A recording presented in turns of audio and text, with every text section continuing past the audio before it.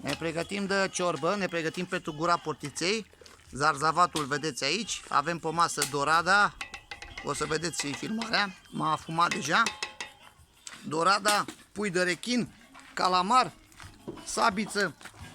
Aici va fi ciorbica. Aici e zarzavatul, le amestecăm la final. Furnalul.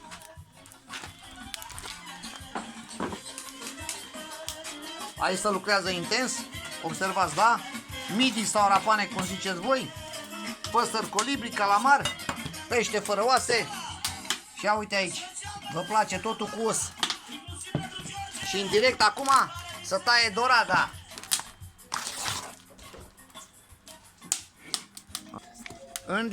În direct, tăticu. Observați, da?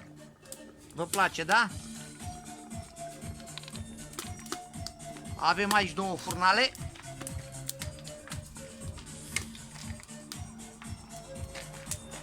Ia uite, usturoi și ceapă în amestec. Așa, la mișto.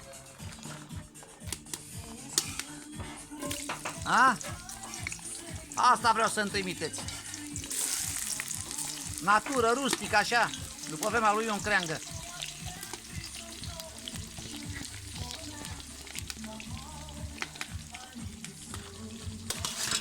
Și acum vi să învârt papilele gustative sub limbă. Apă de izvor. Vă place, da? Ia uitați-vă. De la fântână, de unde bea Ștefan cel Mare când avea ulcer. Uitați-vă când ereați mici și vă băgăm la detectorul de minciune, nu le-ai încins. Vă place, da? Ia uitați-vă. Aruncă de sus. Maestre, sunt cu Mircea Dinescu aici, în direct. Ia uitați-vă.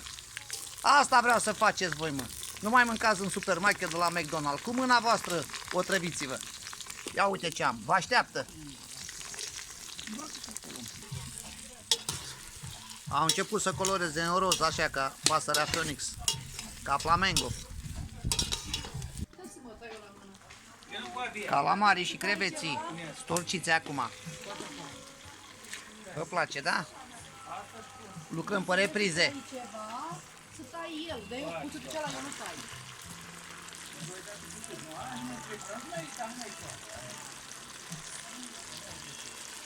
Hai să vedem care mă întrece.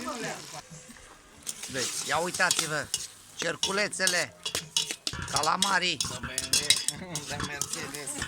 Vă place, da? Hai să vă văd, hai să vă văd. Trimiteți, întreceți-mă. Știu că el La botul cal lui, vedeți?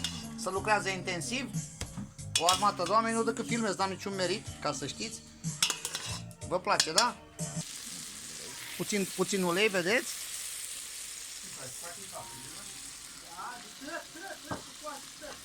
Ulei din arborele de cauciuc. Ce băgăm? Ce avem acolo, domn profesor? Dorada. Căpățână de dorada. Un fel de caras din Germania. Ia uitați-vă. Vă place, da? Și fiți atenți, vă spun un secret. Totul la foc scăzut așa să facă încet să se desfacă molecula de carne. Nu vă grăbiți, că îmbătrâniți. Ia uitați-vă. Frumos, încet, așa. Aproape că ieșim la pensie până e gata. Și acum elixiul tinereții, un vin Nohan alb, un Nohan gălbui de fapt. Vă place, da? Ia uitați-vă. Hai, e timpul să vă arătați pe val. Și acum special pentru voi, vedeți pâinica asta? Pâine în țest, făcută la cuptorul lui Ion Creangă. Pentru voi, așa că știu că o salivați, vă bag așa în pâine în sosul ăsta și gust eu pentru voi, dar vă arăt așa la gurița aia harnică care o aveți, de mâncați ce nu trebuie despre mine. Vă place, da? Hai la masă! Tot ce am scos de aici, acum vă cu gura plină, le băgăm în blender, că încă n-am terminat rețeta. I-am gustat dacă sosul, dacă e bun. Încă durează. Avem și rățină de țelină și de pătrunjel, și morcov, și păstârnac, și frunze. Vă place, da? Și acum scoatem ce a rămas, foloștinele alea. Vă place, da? Am luat ceaunul după foc și turnăm peste creveți și peste calamari. Toată fiertura aia. Autentic, așa. Vă place, da? Durează, da? E ca o partidă de sex reușită. Continuăm. Deci că acum am început. Și roșiile de la Românica, ia uitați-vă cum s-au făcut, adevărate. Roșii de bălegar și găinați de pescăruș și de vrabie. Acum mai dăm și cu mixerul la toată fiertuzarul. Deci am băgat mixerul pe ele. Uite așa vă las fără dinți. În direct turnăm în ceaun. Ia uitați-vă cum scrie, cum sare. Mircea Dinescu, adevăratul șef al bucătăriei. Și pe urmă băgăm mixerul și în cochilile astea de hermafrodiți. Ia uitați-vă din legumele alea, să vezi ce piure iese, ce se amestecă cu supă și cu lămâiță. Pregătim acum să mixăm casa de la creveți. Toată coaja asta, tot calcarul ăsta, calciul ăsta, urmează să fie făcut ca și legumele. Să vedeți ce iese. I-am dat drumul în direct. Bă, tată, e muncă, mă, tată, e ca în seara anunții, e greu, credeți-mă. Operațiunea continuă, observați, cochilia la crevete, mixerul și pe ei. Eu n-am niciun merit decât cu filmările să vă îmbolnăvesc și pe voi și nevestele. Bulionul a fiert, îl scoatem. Sunt cu niște fetițe aici. Ăla scoate-l cu totul, că îl pui după aia deasupra. Păi da, dar stai că m-a agățat. Mama lui.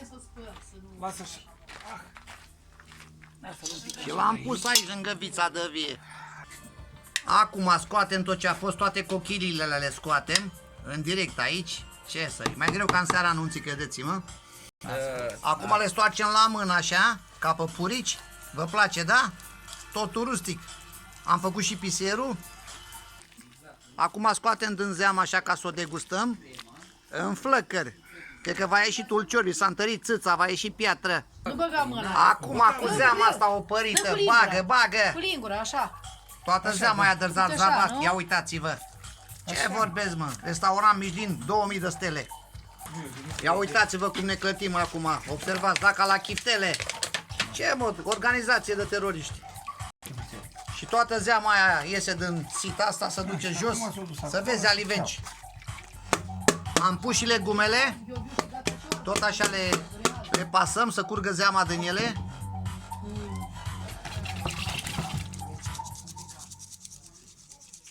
Observați, da? Bomba atomică.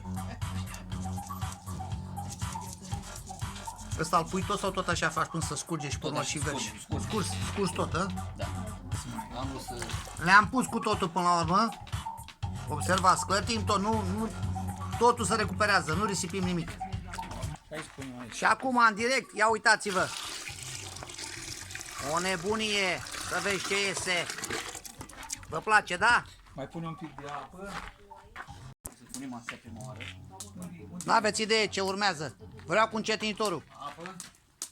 Acolo, tot apa e proaspătă. Dă să vedem ce vine acum. Rapanele în direct. Ia uitați-vă. Midiile. Și cu creveți. Midile. Rapane, midi și creveți. V-a plăcut, da? Ăsta trebuie pus. Observați, da? Observați, da? Ce băgăm? Acum ăsta peștele la urmă. Pasta de tomate. Pasta de tomate de Românica. În direct.